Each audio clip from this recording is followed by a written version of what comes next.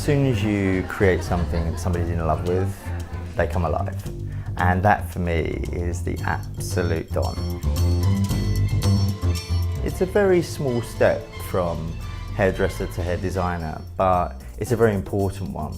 And it's all about how you visualize it, and then you work back from that to make sure people feel that inside once you've created it.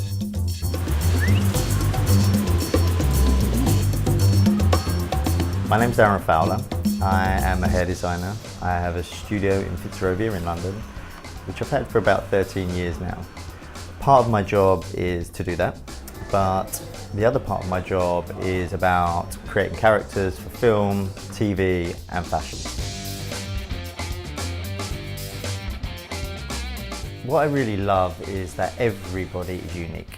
Everybody has a character and everybody has different qualities that they want to portray, both in their image and their personality as they go through life. Most people change about every 6 months, a little something that they want to portray about themselves. So for me, it's really interesting to get inside the character and see how we can portray that within a visual image.